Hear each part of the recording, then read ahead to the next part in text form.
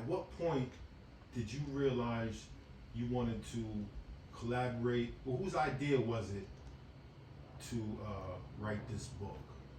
And okay, so if you could share a little bit about the inception of this book and what brought this about.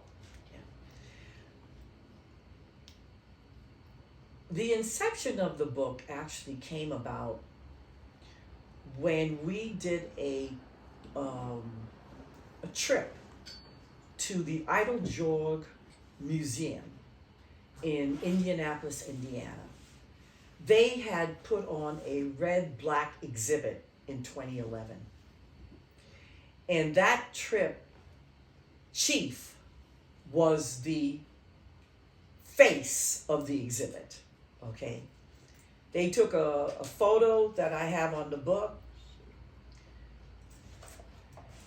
and this photo was like put on a huge banner wrapped around the huge building of the museum. When we got out of the car, we nearly fell down in the parking lot because we were like, what the? And I mean, it was just fascinating.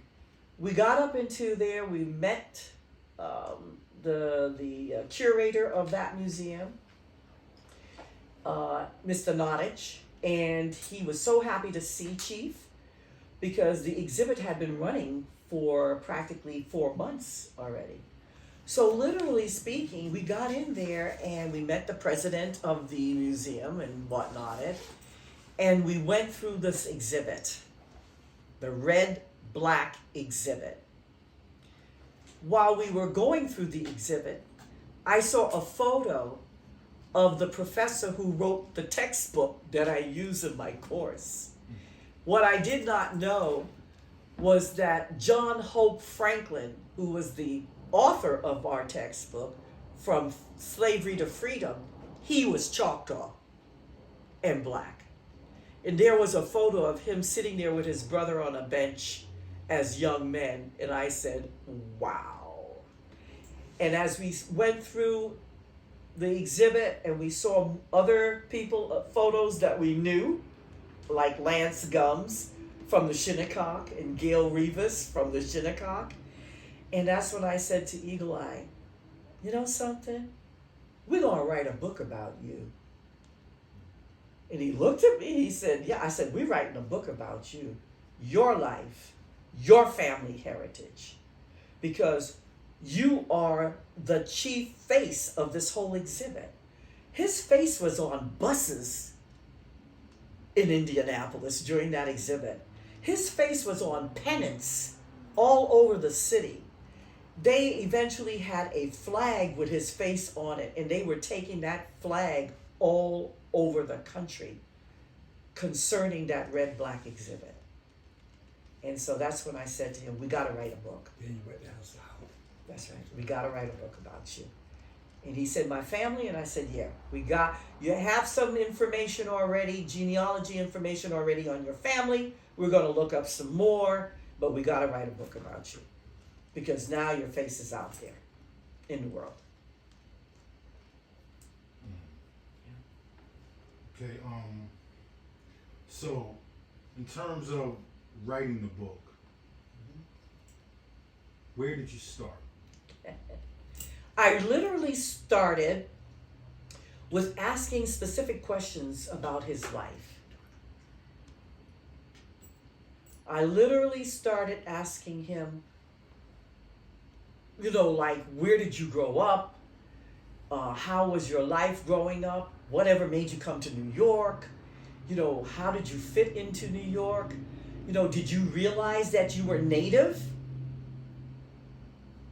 And he said to me, my grandmother told me that we're Native. He said, but I thought she was just, trying to be something that she's not. He said, but it wasn't until a particular incident that took place with him driving somebody to Long Island and where he had to park for this person to go and do their meeting. And all of a sudden he see Chief Mayo and Ida and some other people sitting outside dressed in Native attire. And he thought, but those people look like me. who are these people? And as he approached them, he realized, and they welcomed him, and they said to him, "We're native." From where? You look like regular black people. They said, no, we're native. Do you know you're not far from the Shinnecock? Do you know you're not far from the Ukachug? And Chief Mayo himself is part Cherokee. So that's when he got to start to know his own people up close and personal. And he said, that's what I said to him. Now we got it.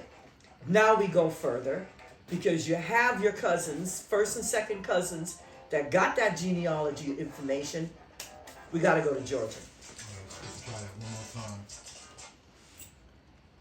All right, so if you could. Yeah, I said, as we got to that point where he met Ida Brewster, Chief Mayo, and other Native Americans, who were there attending a particular function. I think it was Sunken Meadow Park or something like that. Yeah, Sunken Meadow Park. He was like, whoa, what is this? And they welcomed him with open arms. I didn't believe my grandmother. Yeah, but he didn't believe his grandmother, but he got some sense when he actually saw these people. Yeah, I need that. Well, all right. So Well, and I was like, oh, what do you mean? And he said,